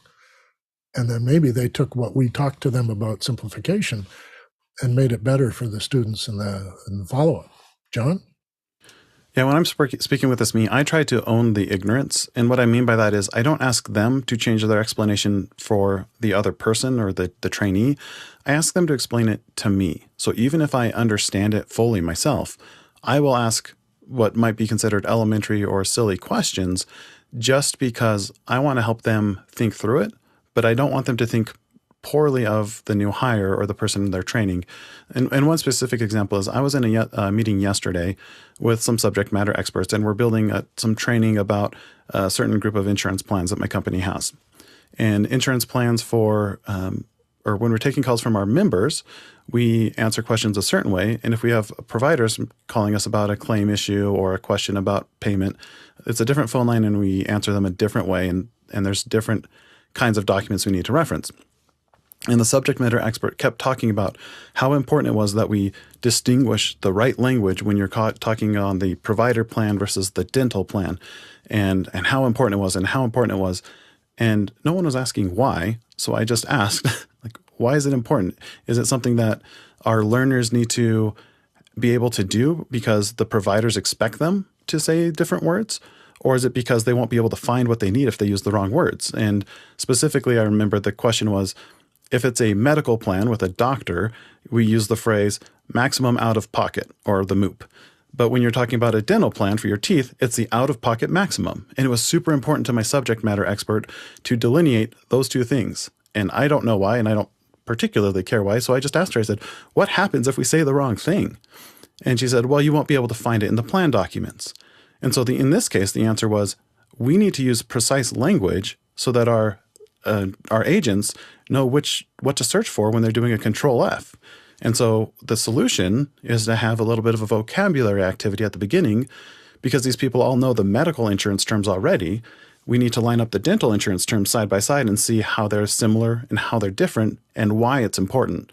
And so that's a whole step in the training program that we didn't have before. And no one told us before that it was important. And so we didn't have it in the training plan prior to this week. I've been a victim of that, where I used the wrong term and sent a person into a completely different area. This is a support person. And realized my mistake. About halfway in, I realized, wow, they're going way off the right track. And I realized I had phrased it wrong and I should correct myself. Chris? Language is important. And experts have developed their own languages primarily to communicate effectively with other experts, the people they're working with day to day. And often that language involves acronyms, and only the expert community is fluent in those acronyms. So I think a lot of times what the way you can help an expert make his or her monologue accessible to non-experts is by spelling out the acronyms. Don't use abbreviations that your audience isn't likely to be fluent in. Take the time to say the full name of the organization or the process that you have abbreviated for efficiency in your expertise, in your expert conversations, and spell it out. It slows things down, but it doesn't turn off the audience, who otherwise would say, oh, well, these people are speaking in tongues. I can't follow it. I'm going to shut down my curiosity and my receptiveness to what they're saying because I don't understand that language. I've seen some of that. I'm glad seen some of that in office hours myself as a non-expert in the technology side. I remember early on participating in some of the during the week sessions as a producer, as an audience member, and shaking my head saying, these people are wonderful, but I have no idea what they're referring to.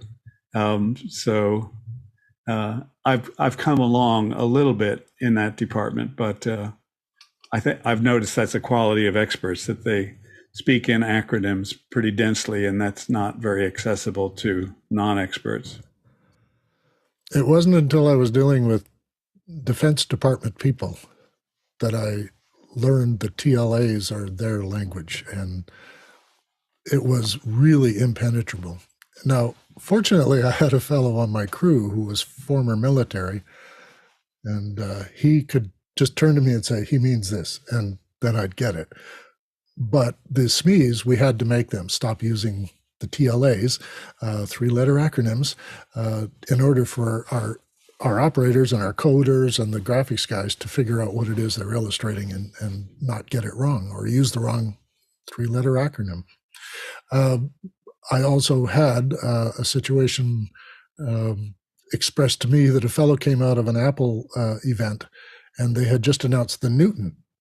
And he was all excited about this, gets into a cab in San Francisco, starts talking to the cab driver about how exciting it is, how amazing, and all the technologies.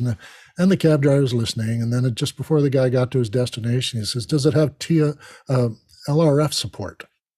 And the guy went, oh, gee, I'm going to have to look that up. Thanks for that. And then he left. And LRF stands for Little Rubber Feet.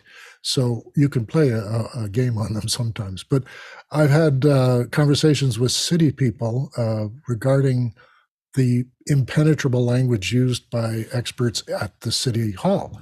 They will use zoning references and letter keys and number combinations that don't mean a thing to an average citizen. And I've often called it city speak. But I also know there's community speak, that we speak a particular language, and certainly in TV production, we have a ton of acronyms, as Chris can testify, and it's incumbent upon us to recognize when an audience is not following us or glazing over and start using the full phrase. So SMEs, yes, they tend to live in that world, operate in that world, and I had that occasion with the city clerk's office where we were trying to explain something to the regular public about how to present to city council, and we had to get all of the acronyms out of the script. Next question. Our next question comes from Gordon Lake in Los Angeles, California. Do you have different formulas for dealing with experts who want to be hands-on, hands-off, or are just nervous about the production? That's an excellent question, Gordon, because it is a people handling thing. If a person has been assigned to a project by a superior, they want to perform the way the superior expects. And I learned to tune that in. I learned to hear him pleasing the master by being as specific or as effusive as possible to get me to understand.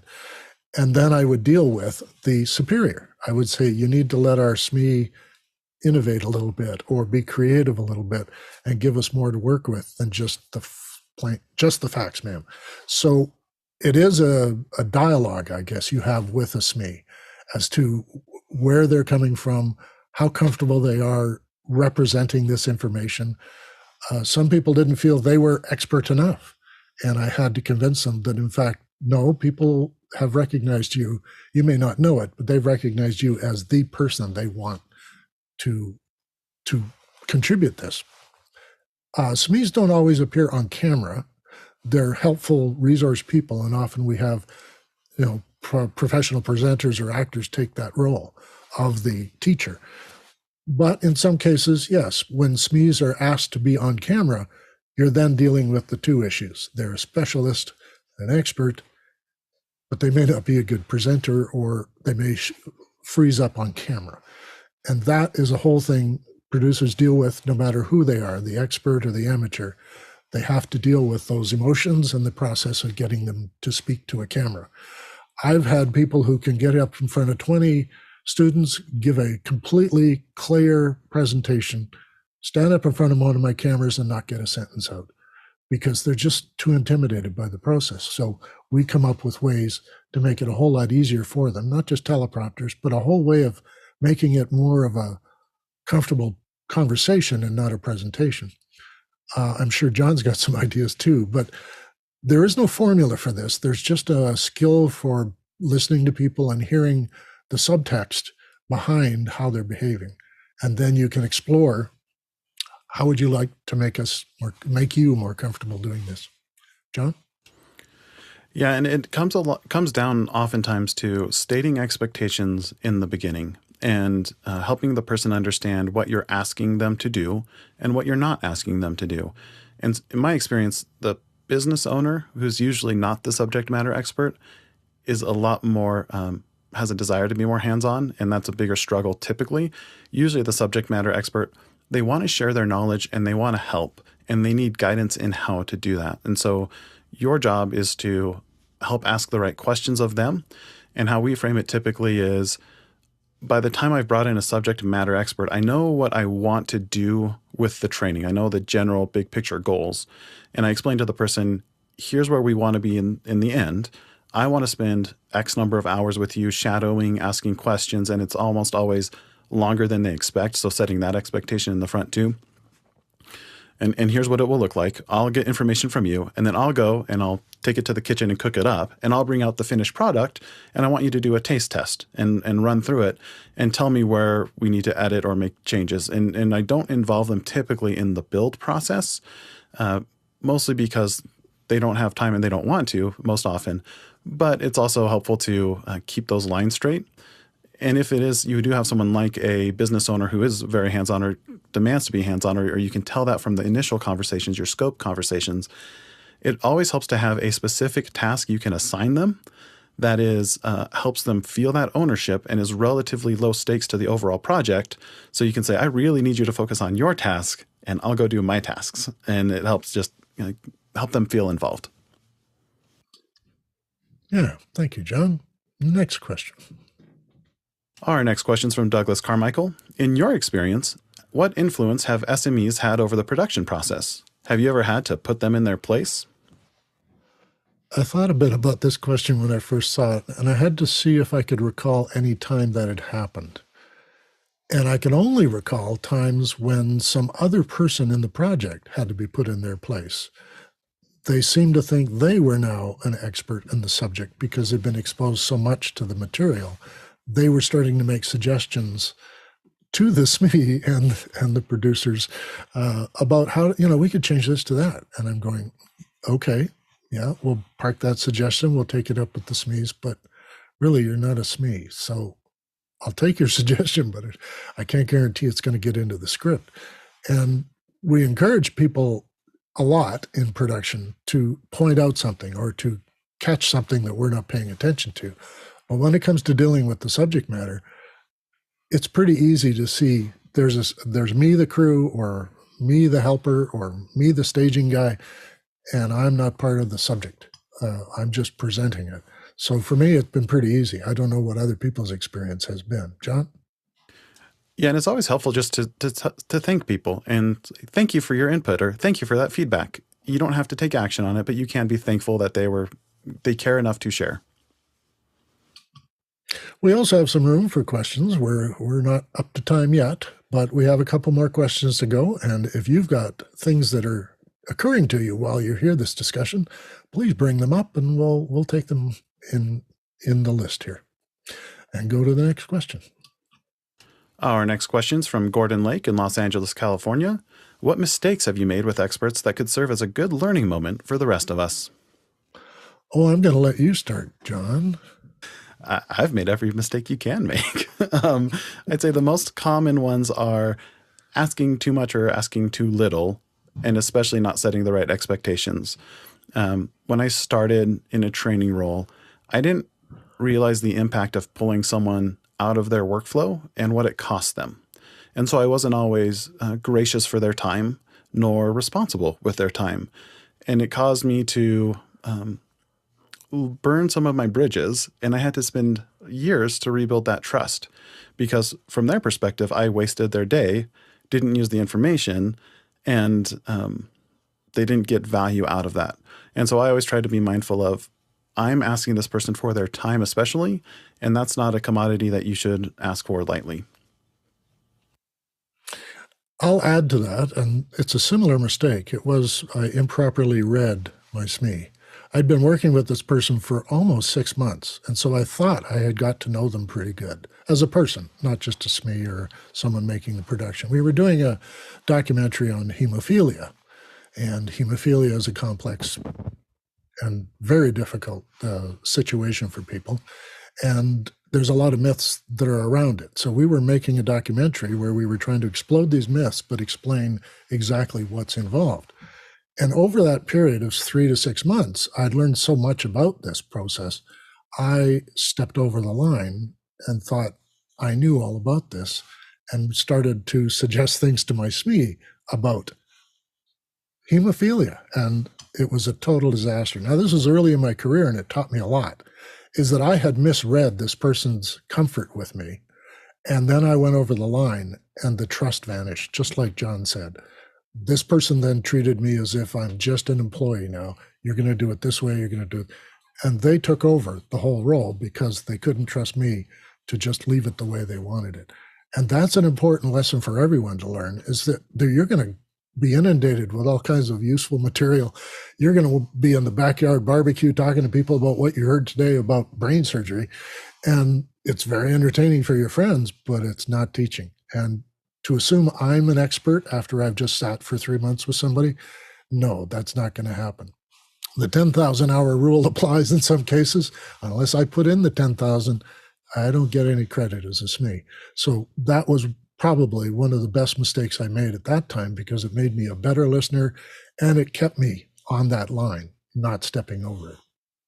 Next question. Our next question is from Chris Clark in Tempe, Arizona, and here on the panel, how do you prepare yourself to get the most from interaction with an expert? John, you can start again. Yeah, I always try to get a high-level understanding of the task and the goals of the training, because if you don't know where you want to go, then sitting down with someone who's an expert in it doesn't necessarily help, because it's very easy to get distracted, to go down side trails and not understand what is essential and what is not essential. In my case, in a call center scenario, I typically will spend an hour or two listening to those kinds of calls, or listening to my customers, ideally, about their needs and what they want to get out of this training. And so before I go to talk with someone who actually does the work, I need to understand what's the goal of the training, what's a high-level view of the task from start to finish. And so I generally have I could outline out what the main steps are before I talk to the expert and try to fill in all the gaps of my main points. Good points. I've been fortunate that almost every SME I've dealt with has been sent to me by the people who wanted the project done. So I get to find out about this person before I even meet them. And we have a concept from the central, the people paying the check, as to what they're looking for, what audience it's for, and why they think they need it, and why video they think is the best way to do it. And then I get to meet a SME. So sometimes I'm able in first meetings to ask about the subject matter and get an overview from the people at the top level before I meet the actual expert. But preparing for the expert, I don't think I've ever had to or needed to, because when they came to me, they knew that I was going to have to hear all about the stuff that they're going to explain, and then I was going to have to do my best to keep up with them. So they were maybe unsure about me. They had no way to research me except to know that the client wants me to do the job because I might do it cheapest, I might do it the best, or I might have expertise or experience in the area. I had a client in forestry who seemed dubious at first with me. And in order to get a background on how they harvest trees, we had to drive for 2.5 hours up into the woods. And it was during this drive where I was in his truck and we're bouncing around in the backwoods, we got to know each other and we got to trust each other. And I worked him a little bit about what we were going to see when we get there. How did you come to understand this? How long have you been in the business? The whole thing about who you are as a person. And then he got to trust me. So I climb out of the truck at the site and I'm in awe about what I'm seeing. It's actually, for people who've never seen it, it's quite frightening what they're doing to mow down a forest. Well, I was able then to narrow down what it is we're going to explain and make sure I didn't make any remarks about what the moral of what this is doing to our climate or anything else, because I knew from that conversation in the truck how sensitive he was to the subject. He's a forest steward, and that's his primary goal, is to make sure that they don't damage the forest. So I had that as the prepare myself, because I got to interact with him before we actually got to the field where we're going to start shooting some stuff. Next question. Our next question is from Brian Schwartz in Baltimore, Maryland. How are TED Talks good examples of SME presentations? Start us off, Chris. Well, TED Talks. If you watch a few TED Talks, I think you'll notice that certainly the presenters are all experts in what they're presenting. What I've noticed as well is that the experts have been rehearsed and rehearsed and rehearsed to focus on one idea of the 10,000 ideas and big ideas and concepts that are the content of their expertise. So that's very hard to do off the cuff. If you ask me about my experience as a submariner, for example, I was 9 years in the U.S. Navy submarine service. So in this company, I'm the reigning expert on submarine operations, and yet the temptation is to tell you a lot about what I know. But in a TED Talk, the idea is to focus on one big idea and leave room for questions, leave room for follow-up. Don't tell them everything that you know, or don't try to do that, first of all, because it's impossible and overwhelming to the audience who is not expert. And you're showing off your expertise, but you're not really communicating in a useful way to your audience, because they're overwhelmed by all of those details and possibilities. So a TED Talk is a great example of disciplined narrowing down to one important point that is ideally actionable by your audience, and then stopping at the 15-minute or 17-minute mark after much rehearsal and editing and coaching of the experts who eventually have put together this 17-minute performance. So it's quite different than being a professor, for example, or an instructor at the submarine officers school, where you get to draw from your experience selectively, and you have 6 months of daily interaction with the candidates to bring them along in their growing expertise or their growing confident novicehood in this new angle of the profession. Anyway, TED Talks are great, one point at a time. Yeah, I would go with what Chris is saying to the degree to say that TED Talks are not SME presentations, but they're SMEs doing presentations. An SME is usually when engaging with constructing instructional material or setting up a training skill development program, are bringing expertise so that it can be put into a different form and cover all the bases that are necessary to develop that skill or a practice. So a TED Talk is very interesting, and it does show that the person's an expert in the subject, and that's a good thing. But it's not a good example of teaching, I guess. It's broadening your understanding of something, but it's not going to teach you much about it. Next question. Eric Billings in Washington, D.C. asks, what are the typical sources of scope expansion when working with a SME? You can start us, John. Yep. I would say the most common is not knowing when you start the conversation where you want to go. And so it's really important to have your learning objectives in advance of that meeting with a SME, because again, where the expert is an expert is in understanding the content. They're not an expert in communicating the content or prioritizing the content, and that's what your instructional designer or trainer is for. And that's where you can get into trouble, is you need to know where the boundaries should be and what rabbit trails are worth going down and which ones are unnecessary, because not only does your project size balloon, but it confuses your learners if you add extraneous content.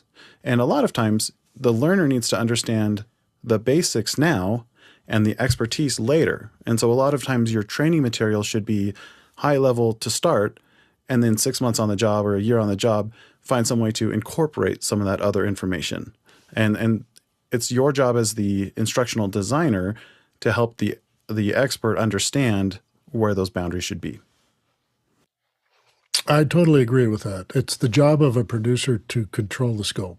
And the only real scope creep I've seen in the educational field and in the corporate training field is after they see the first cut. And then they get belated inspiration. Oh, you know what would be good is if we could just hire a helicopter, fly it over the refinery and point things out.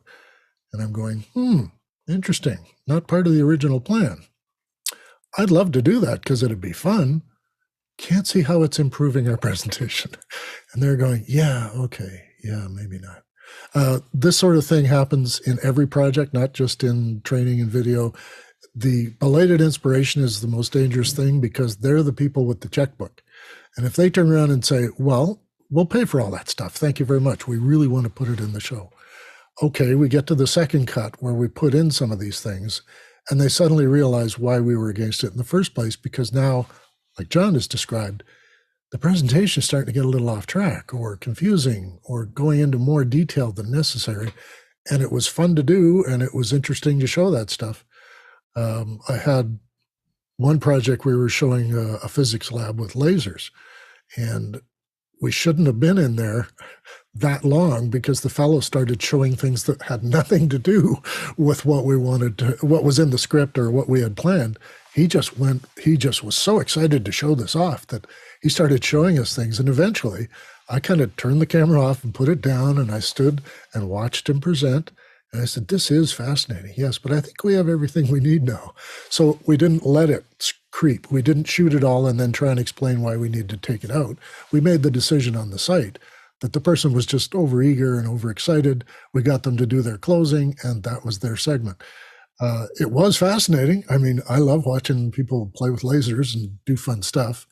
And inadvertently, even though my camera was off, while carrying it out, it got blasted by a laser, and I got a dot on my camera and had to have it fixed. I've had people get overexcited at meetings, and that's pretty easy to control. That scope is pretty easy to rein in with budget discussions or time discussions or scheduling.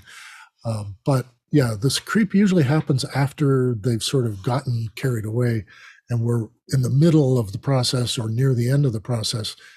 And that's when you really got to squeeze the clamps and just clamp it all down to stay on track. Next question.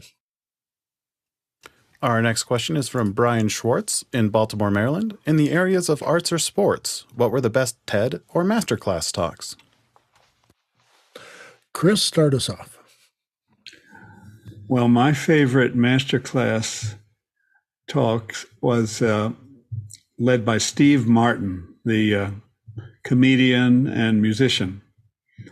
And what I loved about it was that Steve, and this was probably Steve's idea, instead of him presenting examples from his own writing of scripts for stand-up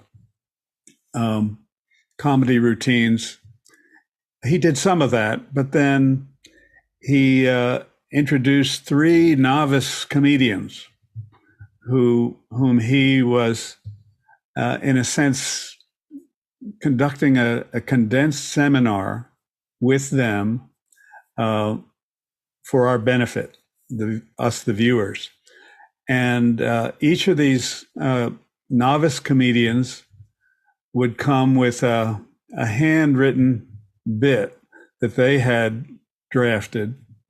And Steve would take the piece of paper, old-fashioned, low-tech, and he would read it and then talk through it.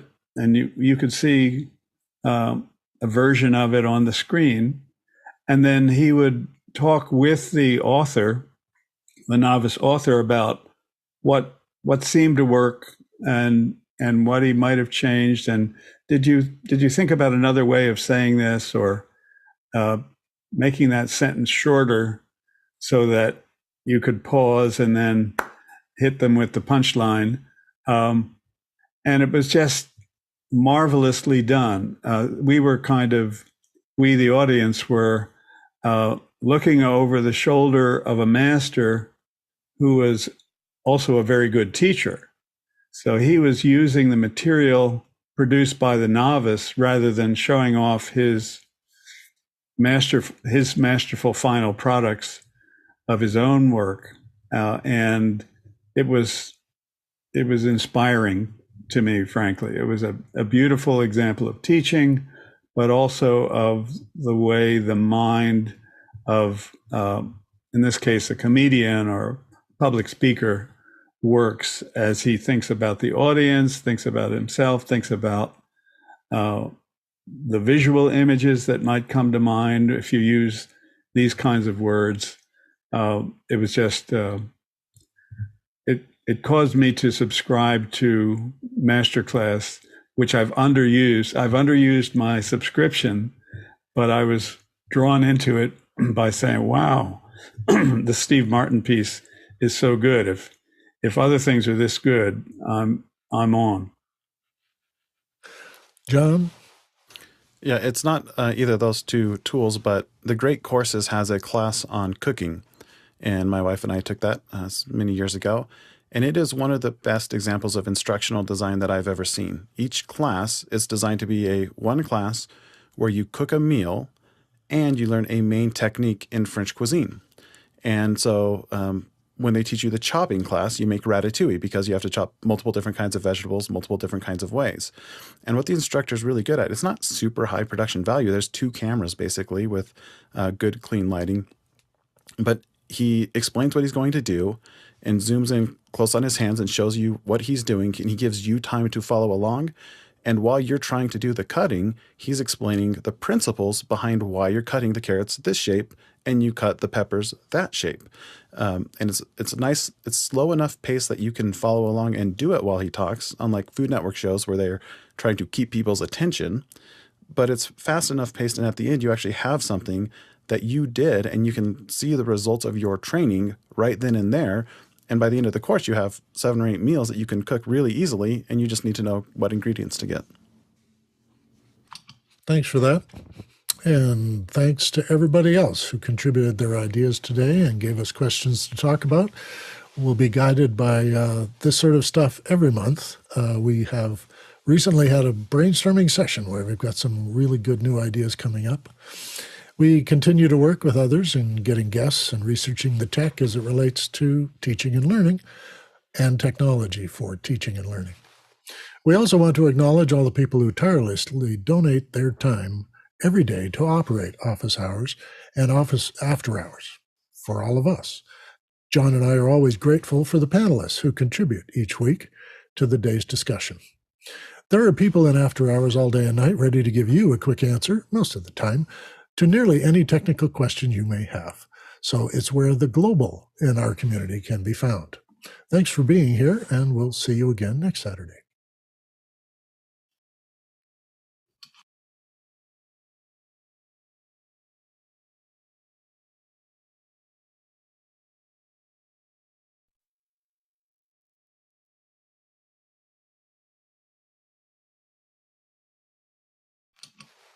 And here's where I practice my whispering skills. Chris, your setup looks fabulous today. Your lighting is awesome.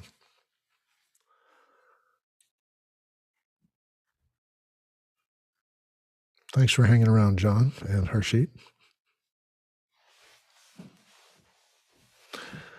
And John, take the dog for a walk. We'll have to put him in the credits if he ever barks. That's going to be a thing. Do you have a mute button for that dog? I